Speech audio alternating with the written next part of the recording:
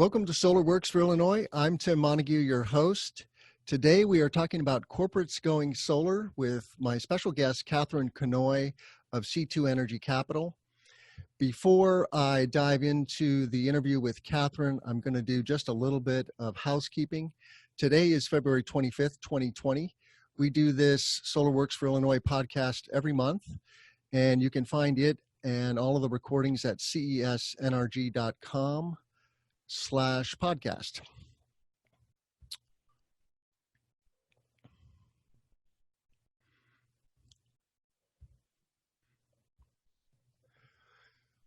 Coming up next month, we have Solar Plus Battery Storage with Mark Thrum, who is Vice President of Intelligent Generation.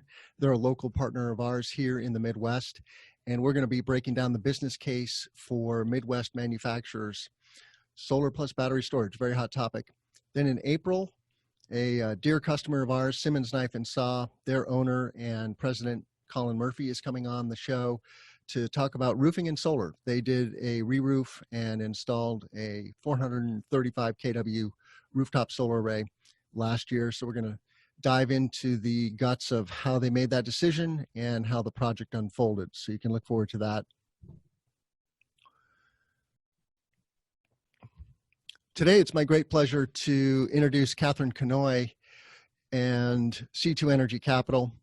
Katherine is the Director of Business Development for C2 in New York City. She was formerly the Senior Director of Renewable Energy at Walmart, and that gives her a very special depth and breadth of knowledge in corporate solar energy procurement. She comes with some really sweet credentials. She has a master's in environmental management from Duke University and an MBA from the University of North Carolina. And she was raised in Virginia and now currently resides in North Carolina. And it's my great pleasure to welcome you to the show, Katherine. Hi, Tim. Thanks for having me. Of all those credentials, I think, perhaps the greatest education came from Walmart. Nothing quite like working for the world's biggest company to cut your teeth. Indeed. Well, I want to set the table a little bit. As we were talking in the pre-show, you can't turn around without seeing some major news now about corporations either investing in renewable energy, focusing on reducing their carbon footprint, or advising others to do so. So some of the big headlines: last week, Jeff Bezos announced a $10 billion Bezos Earth Fund to help the world decarbonize the economy. It's a little vague, but $10 billion is real money, so we're grateful for Bezos' leadership there. Just last week, BlackRock CEO Larry Fink made a major announcement that his fund, which manages trillions of dollars, is advising companies to be very careful about climate change and to take seriously their efforts to step back from the brink. And that means decarbonizing your operations and decarbonizing your food chain. So, and then the other really noteworthy story of late was Microsoft, which plans to be carbon negative by 2030. And so Microsoft is already on a daily basis carbon neutral by investing in wind and solar farms, but now they're going to retroactively decarbonize their operation for the last 40 years and become truly carbon negative. So that's a great goal for all companies, small, medium, and large. And we will address some of these topics for our audience today. We do hope this to be interactive, so you can type questions into the Q&A function of Zoom or send us a note, and we will do our best to address those in a timely manner. So, Katherine, why don't we just kick off with a very general, big picture. What are we talking about when we say corporates going solar? Yeah, I mean, you hit the nail on the head with the headlines on a daily basis, of small, medium, and large corporations going not just solar, but 100% renewable. And that is through efforts in energy efficiency, and that's through efforts in renewable energy. So when corporates are going solar, it means that they are making the choice to procure solar resources, whether that is through on-site solar installations, through community solar procurement, or through large off-site virtual power purchase agreements, contracts for differences, any of the number of financial mechanisms out there to do so. And it is making the conscious choice to procure renewable resources. Certainly there has been a lot of wind in the news as well, but more and more you are seeing the solar news step up and maybe even surpass that of large corporate wind contracts. Yeah, it's great that solar is now going head to head with all other sources. I'm biased, of course. I work for a solar installer, Sure. and that is my bread and butter.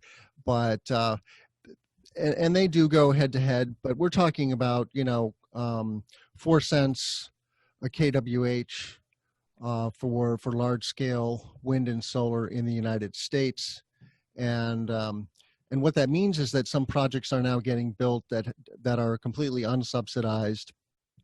One of our challenges here in the Midwest with rooftop or any kind of solar is that power is very cheap. Yes.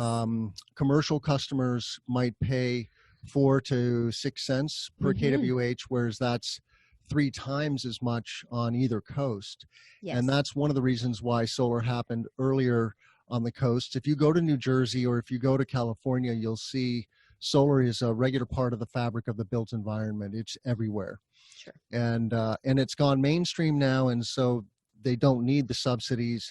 Here in Illinois, of course, we have very sweet subsidies in the form of SRECs. This is a cash incentive that pays for 40% approximately of the project value in the first 5 years if you're buying a project, whether you're the developer or the owner operator. So you mentioned on-site versus off-site, Katherine. Let's talk a little bit about that, because some companies can do on-site and offset a significant portion of their load. But if you're operating a data center, for example, then your load is so large that you really have to invest. If you're serious about offsetting your energy footprint, you have to invest in a solar farm or a wind farm. So what are the considerations for company decision makers, though, when they're considering on-site versus off-site solar? Sure. And, I don't think it is a singular decision. I think that in looking at your footprint, whether it is a global, nationwide, or just a regional footprint, you need to look at that energy profile and your real estate profile and say, what will best serve the needs. And oftentimes it is a combination of many of the solutions that are out there today, whether that is, on-site or community solar or large off-site. And, in markets like the Midwest and Illinois in particular, had the cheapest energy bills 7 years running. In the Midwest, it is the 7th lowest energy bill in the country. It is a very difficult market to compete with some of the smaller sizes of solar, and that is typically on-site solar. However, it's possible now. It is, one, because of the adjustable block program and because of the falling prices of equipment. And I think it is important to have a incentive program that allows solar resources to compete with historic subsidies or permissible externalities on the underlying grid. right? And if you have a market where it is largely natural gas, nuclear, coal grid mix, as Illinois is, there is a history of subsidies there. So a reasonable incentive program in Illinois, which it is, will make it compete with that underlying grid. And I do think that was accomplished, as is evidenced by the incredible backlog and response to that adjustable block program and the demand that is there. So that's actually a heads up and something to learn for other states and other markets that want to open a program. Be ready for pent up demand, because large corporates want to do this, whether it is community solar or large offsite or right there on their facility, and give them the chance to avoid transmission costs and really have a visible, tangible commitment to on-site solar. There is pent-up demand. So a warning to lawmakers across the country, be ready for a large corporate demand there. We're fortunate that in Illinois, you can do a PPA, a power purchase agreement, and we're going to That's right. dive into some of those nuances of how to finance a solar project, including power purchase agreements. In some states, like our neighboring Indiana, you cannot do a power purchase agreement. So when a company wants to invest in renewable energy but doesn't necessarily want to buy the equipment and tie up that capital, they can bring a third party to the table. C2 Energy Capital is one of those developers that offers this, and they are working with big box stores around the country offering power purchase agreements. So Katherine, tell us how a power purchase agreement works and what are the considerations for the decision makers? Sure.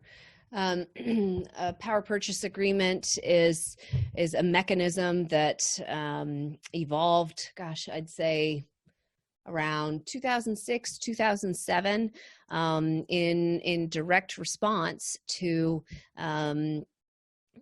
large corporations that wanted to install solar, but the returns on those investments of capital were probably not as exciting as, say, building a new retail facility. I can speak from experience that even in companies that are flush with cash, there is a competition for that cash, and it is the highest return project that will win. There's not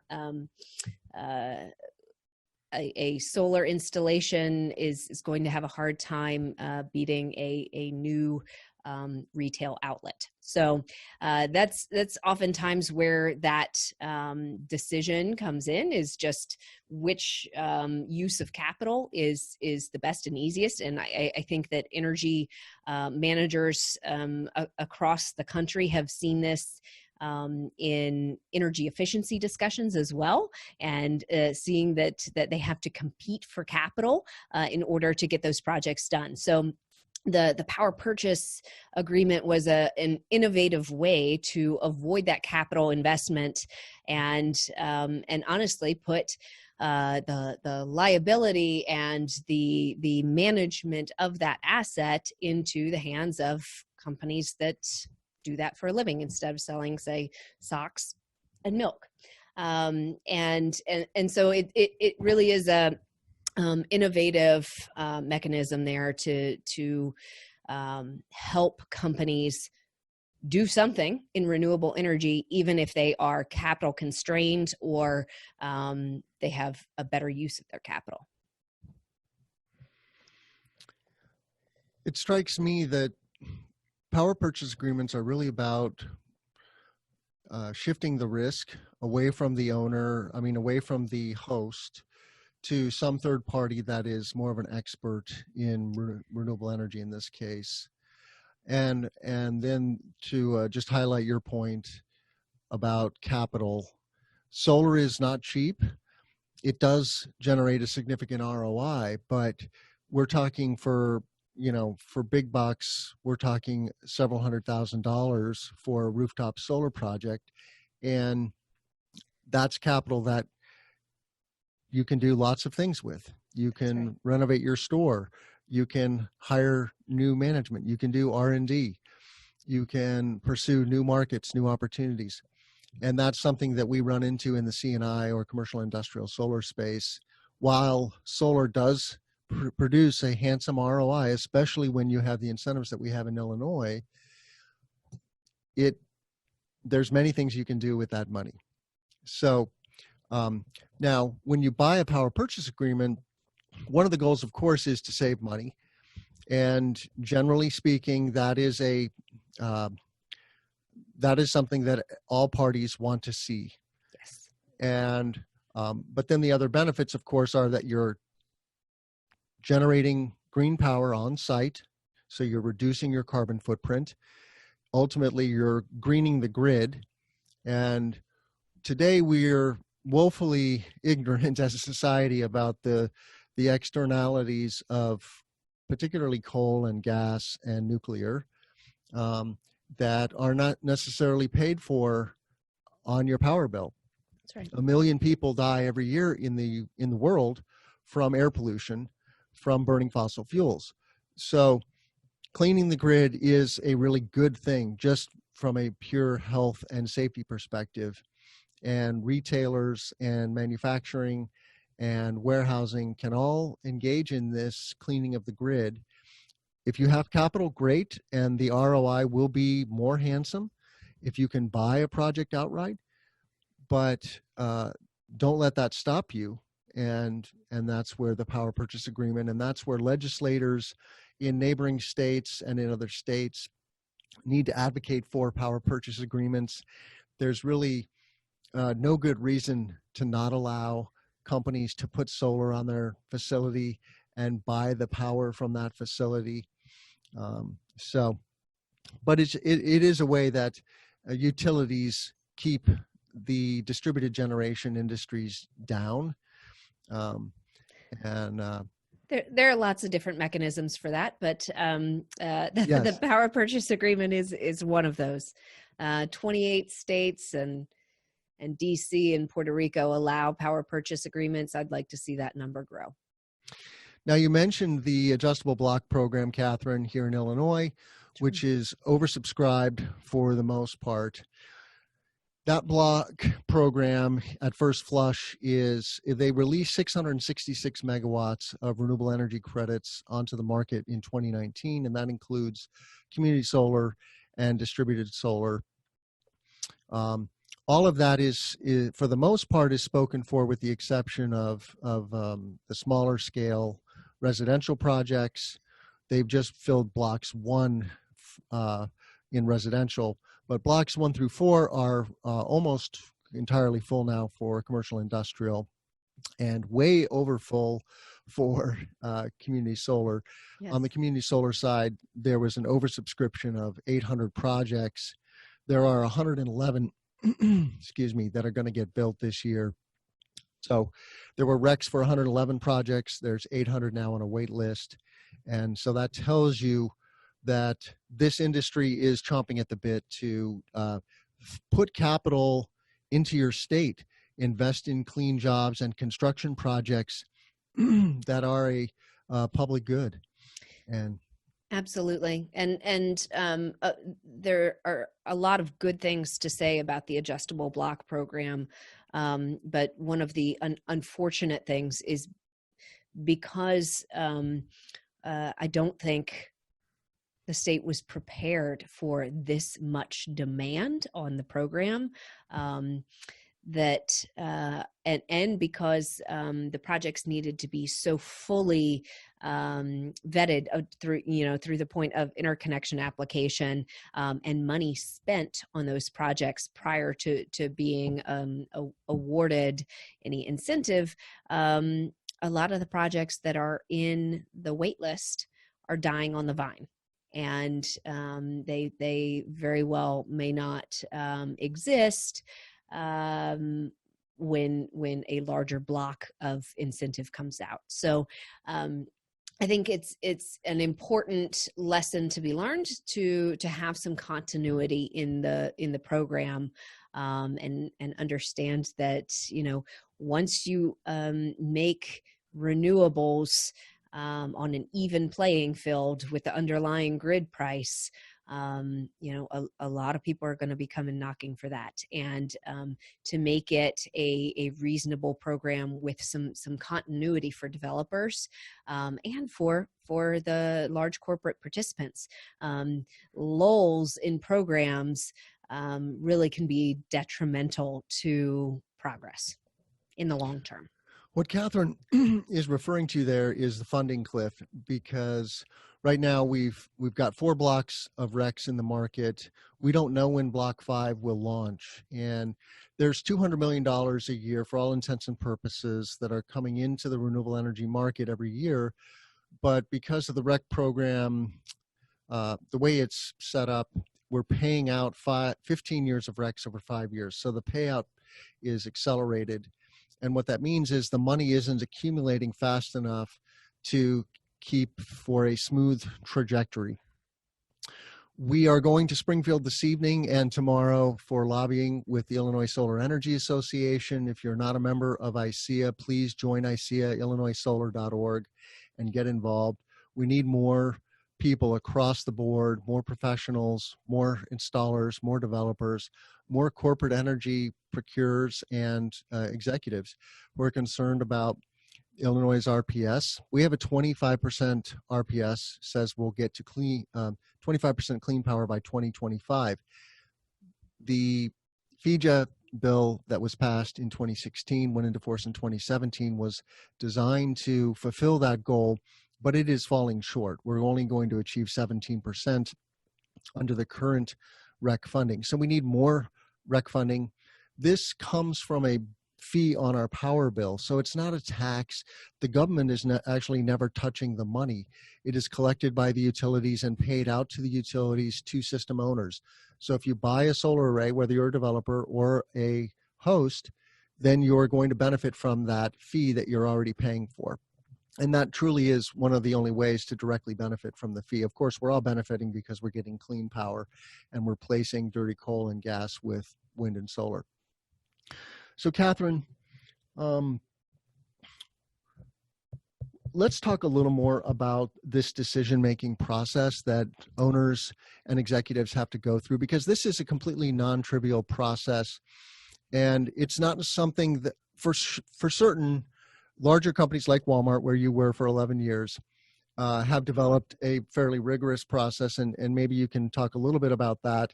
But then it's, we have hundreds and hundreds of smaller companies who perhaps have never done a renewable energy project, and they're just, they get the news, they're interested, they're curious, and then they dive in.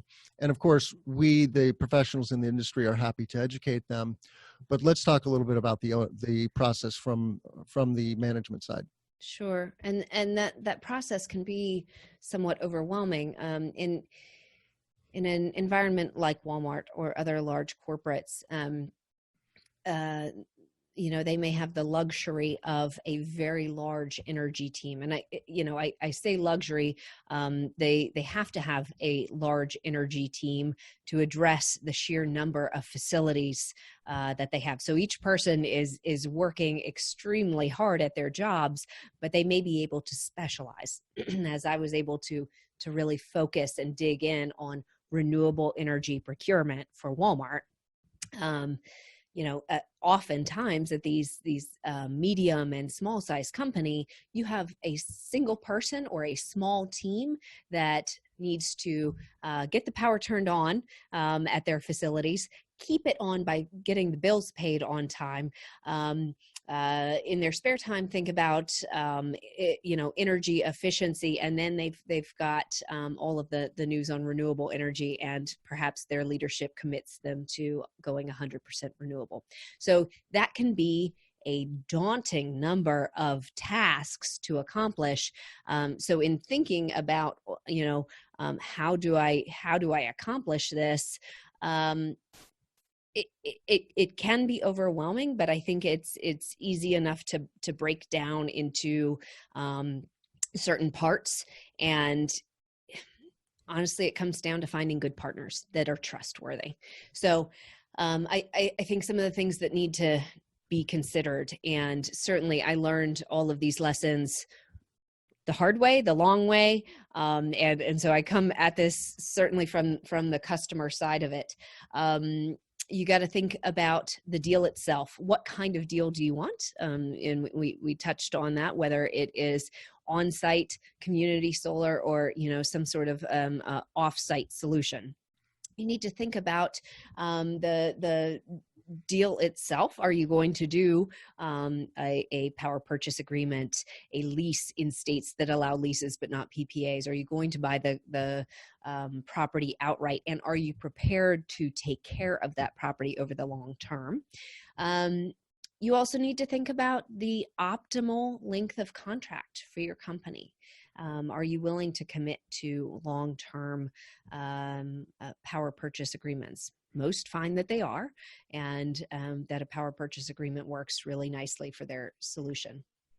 Think about the price of electricity that you need to beat in order to make this a winning economic proposal in your company, so that you can take this up to your leadership confidently and not just bank on the environmental benefits. While we all believe in them and want to see them move forward, this also has to be a good economic deal. And then you can move towards thinking about, who do you want to work with on this? And that's important because you need to know how these projects are being financed. Who is the long-term owner of this project? Is it the person that's going to be installing the project? Because I am not condemning short-term developers in any way. We work with a lot of really great short-term developers, and we buy projects from them at C2 Energy. So, but I have seen a mindset in the past and learned, important lessons from it, that the long-term owner matters. And are you building a project that is going to last? Sometimes short-term developers get in it to ink the deal and get out, and they're not thinking about the equipment and how it operates over the long term. So that's extremely important to think about the long-term project. You are signing a 15 to 30-year deal, and you want equipment that's going to be safe and reliable for that length of time. And then you need to think about, when you have said, yes, on-site solar is the solution for us, this is what we want to do, you got to think about the conditions of your site. Are you putting this on your rooftop? Do you have land nearby to do a ground mount? Do you want it in your parking lots and doing carports? And think about the conditions of the site. Are your roofs in good enough condition to sustain a 20-year power purchase agreement? It can be a surprising and daunting cost to remove solar and reinstall if in the middle of a contract you need a new roof. So think about it early. Don't bury that fact under the rug and not talk about it. Talk about it now. The folks that you have coming on in April, Simmons, the fact that they did a roof recover before they installed solar, that is good thinking. That's forward planning. So talk about those things early and often. And then I think one of the very important factors that is often not discussed at all when you are negotiating a power purchase agreement is, what does the long-term asset management and operations and maintenance plan look like? And that's anything from to whom do I, who do I pay the bill to? And who do I call if there is an issue? How do I access real-time information about the production so that I can take a look and maybe share with my stakeholders that want to know how these systems are producing? And to think about the renewable energy credits that are generated from these projects, because of course, there's the economic benefit and there's the known environmental benefit. But if you want to make it into the headlines of the Smart Energy Decisions, daily newsletter, or any of these news outlets, you need to retain the renewable energy credits generated from those projects. And it may not be the extremely valuable SREC that is generated, but it may be a replacement REC. So you need to think about how you're managing those RECs so that you can talk about these projects and get the credit that you deserve after putting in, all of the thought and effort that it takes to get to that point. One of the cool things, as Katherine has pointed out for us, this is fairly complicated business. And so you need to find a professional, whether that's an installer or a developer or a third-party consultant, to help you make these decisions. It's not a simple decision to make. You will find that a solution will emerge once you start to work through, okay, do we have capital that we can dedicate to a project for long term? If you don't have capital that you want to dedicate or aren't willing to borrow the capital, then you're really looking at third-party ownership. And is that allowed in your jurisdiction? If you're in Illinois, in the IOUs, so if you're in ComEd, Mid-American, or Ameren, you're in luck. The rules are very different for co-ops and munis, so you have to check with your co-op and muni. No matter what kind of solar energy or wind energy project you're trying to do, the rules are different. Ownership, are you willing and do you want to own this specialty equipment? It's not rocket science owning a solar array, but you want a qualified installer to be doing regular O&M so that there are no productivity or safety concerns with the array.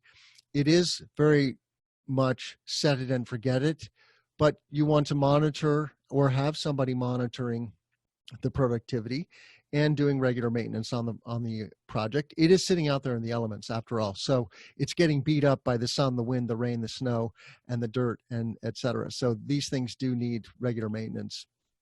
And then the site conditions, and that's a big one, and maybe we should talk a little more about that. You have the privilege, Katherine, of having a very large purview across many states now.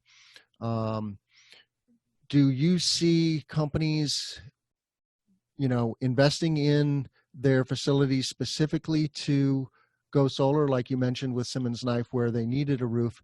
Let's face it, a roof gets 10 years old very quickly. If it's not leaking, you're not thinking too much about it. But the rule of thumb is you don't want to put a solar array on a roof that's older than 10 years because the solar array is going to be there for 25 or 30 years. Yeah, agree. You have to balance out your resource allocation with your desire to go solar and to invest or sign contracts for renewable energy. And there is no fault in a facility manager that says, yeah, my roof is at the end of its warranty period, but there are no leaks. I'm not taking it off right now. But if you are in a fantastic solar market, and you have a corporate goal to go 100% renewable, whether that is through on-site, off-site, community solar, any number of different mechanisms, you should probably start considering replacing that roof. And depending on how good an incentive market is, the attractiveness of taking on that capital project of replacing the roof becomes an easier decision. And it roof condition is one factor. Facility ownership, oftentimes in a large portfolio of real estate, you will have a mix of owned facilities, of leased facilities, and you need to work out those ownership structures and whether you are allowed to put something on your roof and whether it is makes sense for your contract. Are you going to have to take over the financial responsibility of that roof from your landlord if indeed you decide to go that route? So lots of factors to consider there. The structure of your building, is it structurally sound to put solar on there? And where it is limited, where you have a tight roof space or an older roof, do you have room next to the building to do a ground mount array? Or would it be even better, do you have customers that you're serving and you can put this in the parking lot and have a very tangible, extremely visible commitment to renewable energy that is actually providing shade to your customers? That's a slam dunk. Of course, we know that carports and shade structures are more expensive, but as the cost of those falls, I expect and am excited to see the portfolio of carport solar grow. Yeah, we love carports here at Continental, Yes. and everybody wants a carport until they see the price tag. Yeah. So that's the only bummer about carports, but what a great way to show off your commitment to solar. And sometimes your roof can't structurally hold the array, so a ground mount carport that's creating shade and power for your facility is a wonderful solution. That's right. There's some questions I want to from the audience that I want to get to here. Caesar asks about big box in Illinois. We've had some challenges with the cost of interconnection, for example, with the utilities. We've had some challenges with roofing conditions, of course, the cost of various installation types. Are these host companies getting frustrated with the situation? Of course, because meanwhile they are trying to put forth a power purchase agreement, or even if we're talking about ownership, though in Illinois that's kind of moot because the PPA is available and most companies are going to take you up on a PPA, but your payback in the situation of an owned facility, those things are all competing with extremely cheap power out of Ameren and ComEd. So any of these extra costs, these interconnection costs, or the thought of replacing a roof prior to installing solar, all of that weighs against doing the project. And so it is still, even with the adjustable block program, a very tight market. And it is a hard decision. It helps that when you do on-site solar, you can avoid some of the transmission charges.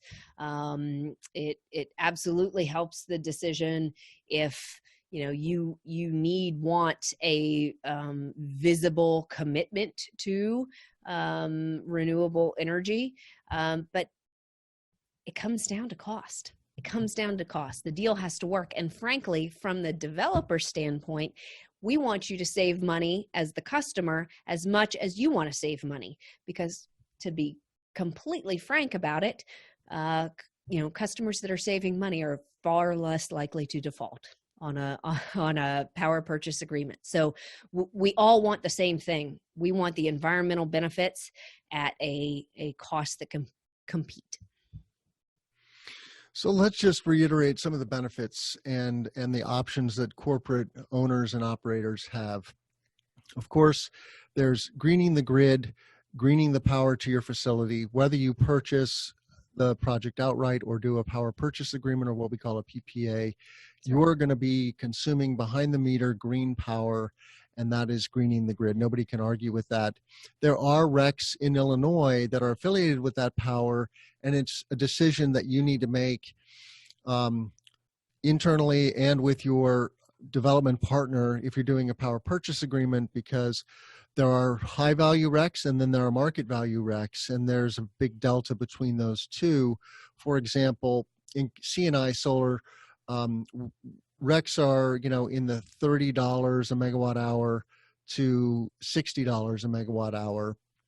And on the open market nationally, the value of those might be $5 or less.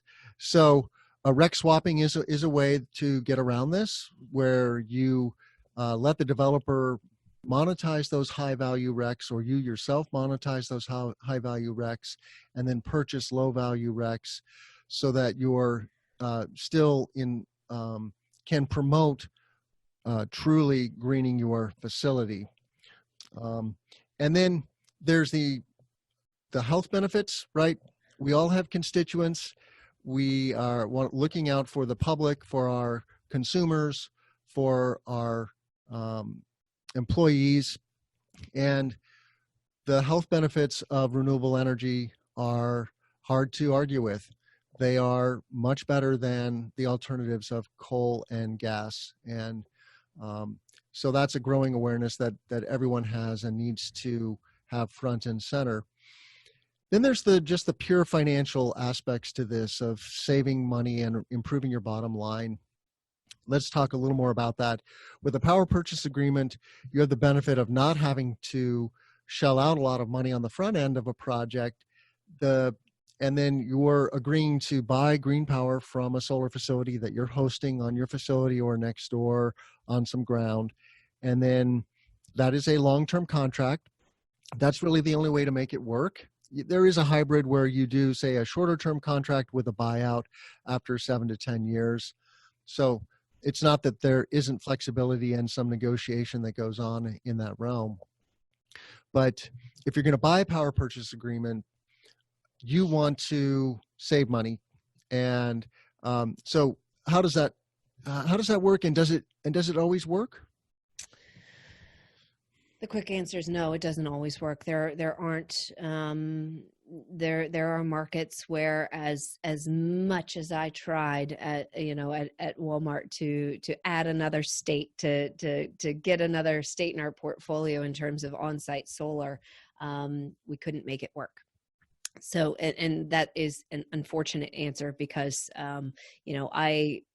because I was always approached with the cherry-picked sites and the easy markets, I want to be able to say, yes, we can do business in every market and make it work. But right now, there are enough headwinds against solar that you can't make it work everywhere.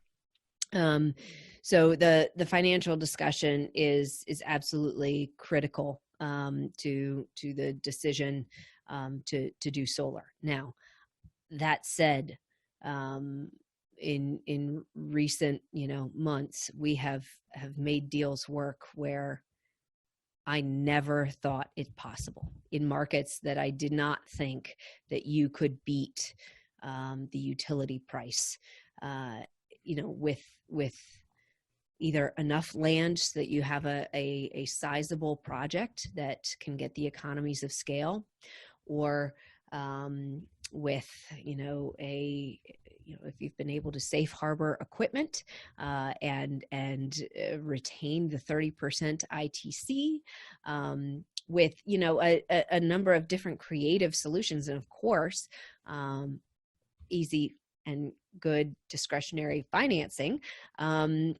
I think that you can make projects work in unexpected places, and that is an exciting factor. You bring up a really good point about RECs, and I just want to touch on that for a second. This is a discussion that is begging for some regulatory intervention. right now, according to the FTC, you cannot claim to be 100% renewable. You cannot claim that you are using renewable energy in a facility that has solar on its roof unless you retain a renewable energy credit. However, that renewable energy credit, currently, there's no mechanism to split that credit between a state's renewable portfolio standard requirements and the financial benefit there, and the benefit of being able to talk about it in the media and sort of the reputational brand piece of it. There's no mechanism to split that. And so that brings up a really tough decision on how do you retain RECs that are extremely valuable to a project, that allow it to get done, that allow it to be financed and help you get to a power purchase agreement price that meets or beats your current utility price? Or do you just simply pass on the project because you wouldn't be able to talk about it anyway? So I think this is a topic that really needs some guidance from the government. I think it's going to more and more become a topic of discussion, and we need to talk about how do you accommodate both the reputational piece of it as well as the financial piece of it. We've got about 10 minutes left, so we do need to get to one of the critical questions here, which is, if you're a corporation looking to invest in solar energy, how do you select a developer or installer partner? Do you have some recommendations for the owners and operators of facilities out there? Sure. I had the luxury of working for a very large corporate, which is overserved by the renewable energy development market. So I had my choice of hundreds of developers to talk to, which can often be just as overwhelming as not being approached by any. But I think that having discretion is important, and I learned the hard way that not all power purchase agreements are created equal.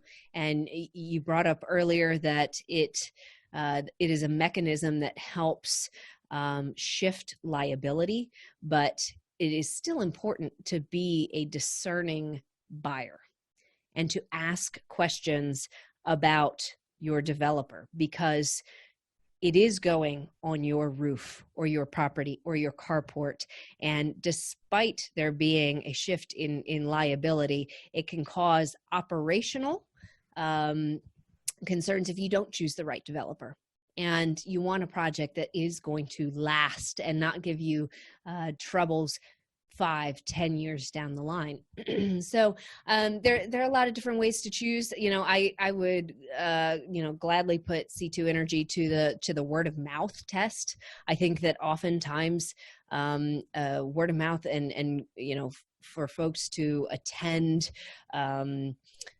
conferences and even just reach out on LinkedIn to your peers at other companies that have done this in the past, and ask them those frank questions, because I am no longer an agent of Walmart and an employee of Walmart. I cannot speak very frankly about some of those lessons learned, and need to be careful there, but there are a tremendous amount of knowledge base in those large corporates that have done on-site solar, and they can tell you, very bluntly, the good, the bad, and the ugly about on-site solar, about power purchase agreements, and guide you in terms of who to use.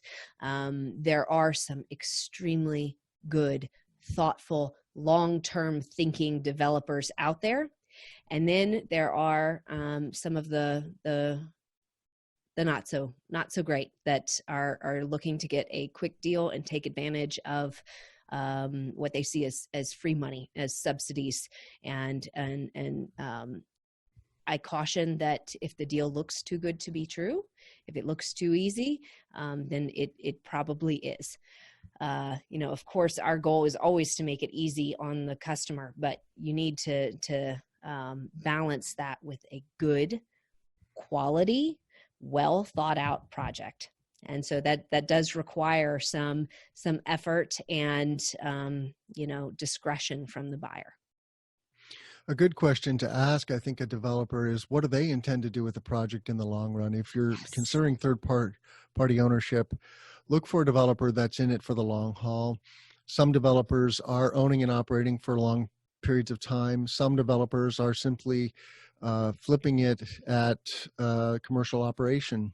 Yes. And there is a huge market for investors who are looking for solar projects to buy.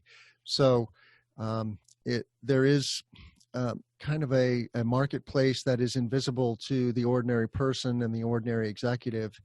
So you have to ask around. And I love that advice of getting word of mouth. Go on LinkedIn, talk to your colleagues. Don't be shy. Of course, there are industry networks. The Illinois Solar Energy Association has a list. The IPA, the Illinois Power Agency here in Illinois, does regulate installers and certify them. So you want to work with a certified installer if you have that control, or a certified developer. And this is equipment that has to sit out there in the wind and rain and snow for 25 years and keep cranking out the electrons. So you don't want the cheapest equipment. And there can be a certain race to the bottom in solar because there is a lot of downward pressure on us. People want to pay less for the installation in various forms, but that comes at a price. So I would just caution you about that. And both on the equipment side and the team that is either developing it or installing it. So be careful. You don't want to have problems with your solar project. It doesn't do you any favors if you need to do more than necessary maintenance. We did get a question from Vic about O&M and how do you schedule that into the cash flow. What we're learning, and this is still a dynamic field here in Illinois because Illinois is a relative green field, but you should plan on spending 2 to 3 cents per watt on maintenance.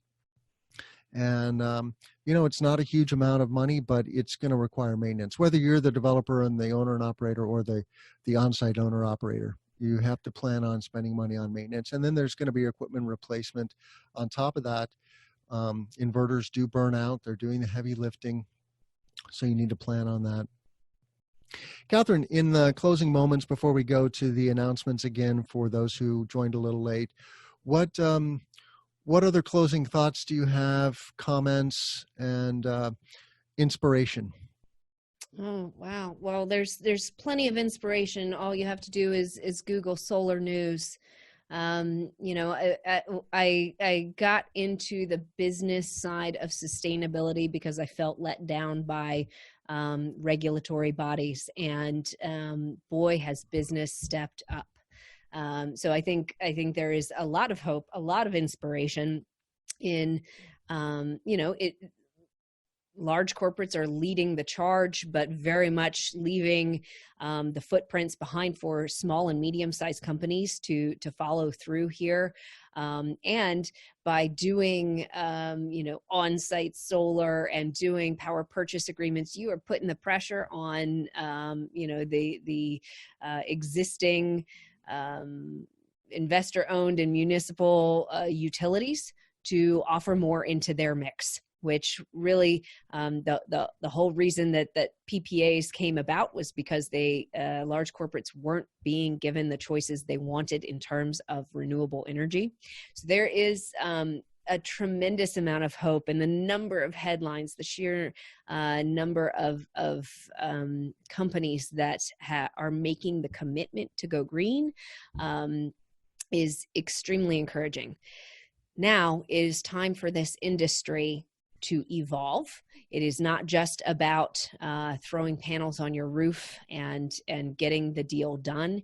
It's about doing it in a thoughtful, long-term, reliable, safe way that integrates it into the entire grid mix. Increasingly, that is considering battery storage and how do we make renewables a larger part of our grid solution. And having resilience as well. So there's a tremendous amount to think about and to improve and continuous improvement in this industry, but a lot to be hopeful about. Anyone who tells you that they've got it all figured out is somebody who lies. You should run screaming from. Yes. While solar is a mature technology, the industry is fast evolving still, including best practices and best equipment. Yes. So you just have to make sure you're working with people and professionals who are staying on that cutting edge and trying new things, but also constantly improving their approaches and tactics. So thank you very much, Katherine. We're going to make a few announcements, and I'm glad you mentioned storage, because we are going to talk about solar and storage next month on SolarWorks for Illinois. My colleague and friend Mark Throom, Vice President at Intelligent Generation, is going to come on the show, and we're going to break down the business case for Midwest manufacturers. How are they using solar and storage? What is the value stack? Every market in the United States and across the world has a unique value stack for storage. On the West Coast, they're attacking demand charges, but guess what? We have very low demand charges here in the Midwest, and so storage is used uniquely to attack capacity charges and for frequency regulation and ride-through, aka backup power or resiliency. So you can look forward to that. That's an extremely hot topic, and Mark Throom is truly an expert along with his colleagues at Intelligent Generation.